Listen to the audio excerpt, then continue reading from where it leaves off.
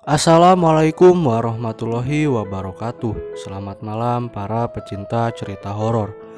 Kali ini Story 7 akan membawakan cerita dari akun Facebook yang bernama Prince Gilang yang berjudul Arwah Gadis SMA Part 2. Selamat mendengarkan.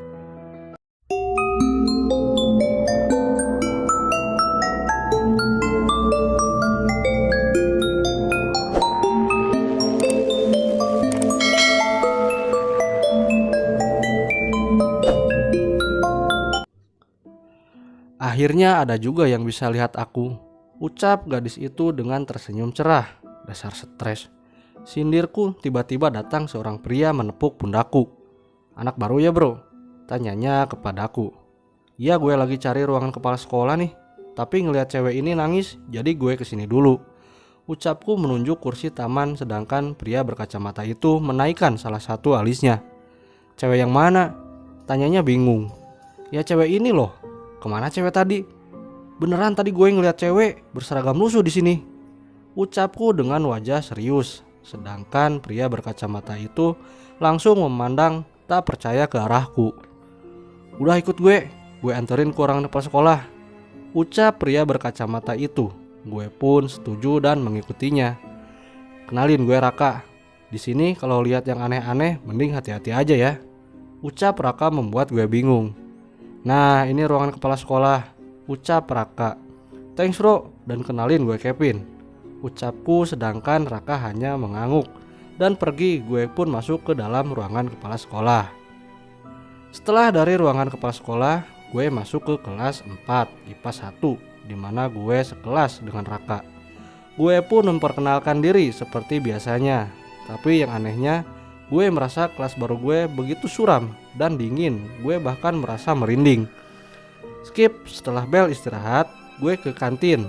Isi cacing-cacing di perut gue, ya udah, demo minta dikasih makan. Lumayan, cuci mata ngeliat cewek-cewek cantik.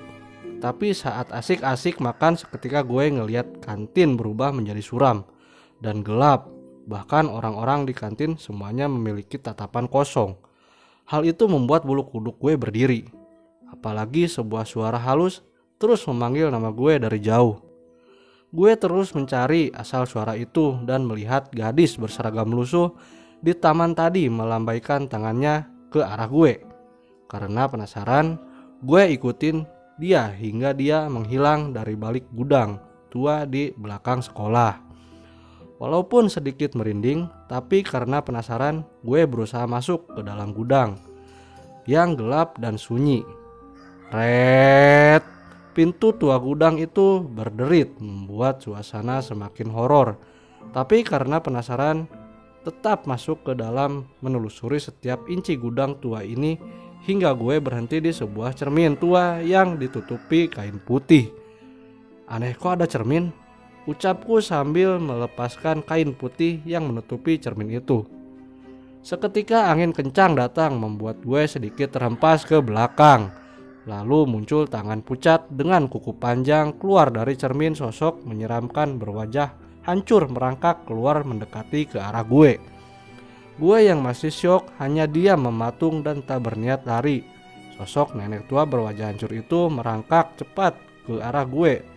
Saat hampir dekat, sebuah suara teriakan seorang wanita membuat nenek tua itu merangkak kembali ke dalam cermin dengan ketakutan. Loh, nggak apa-apa Kak Kevin? Tanya gadis berseragam lusuh itu sambil tersenyum manis di wajah pucatnya. Gue yang masih syok atas kejadian tadi hanya diam dan tertunduk di lantai. Bisa gue lihat gadis itu kembali menutup cermin itu dengan kain putih. Loh, sadar gak Kevin? Lo itu punya mata spesial. Ucap gadis itu yang membuat gue terkekeh geli. Maksud lo, gue punya mata kayak Sasuke gitu? Tawa gue sambil melonggarkan dasi. Kenalin, gue Vio. Ternyata selain penakut, lo juga otaknya loading banget ya. Sindir gadis bernama Vio itu. Gue gak penakut, gue hanya kaget. Belaku agar harga diri gue gak jatuh. Vio yang mendengar ucapanku tertawa keras. Aku hanya tertekuk memandang wajahnya yang cantik dan manis walaupun begitu pucat. Ngaku aja dan sebenarnya lo indigo Kevin, ucap Pio dengan wajah serius, sedangkan gue malah terkekeh geli. Mana buktinya Pio? Tanyaku. Pio pun berjalan mendekati ke arah gue, lalu menunduk dan membisikkan sesuatu yang membuat gue merinding.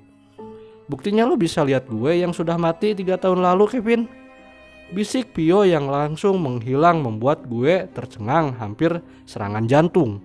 Setelah kejadian itu, Pio ingin gue membantunya memecahkan kasus yang disembunyikan sekolah ini.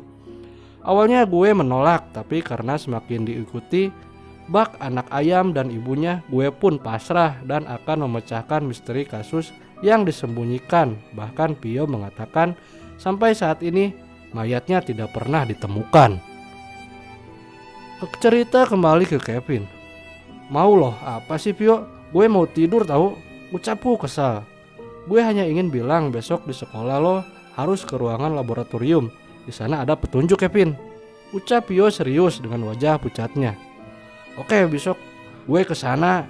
Hus, gue mau tidur. Usirku membuat wajah Pio kesal. Makasih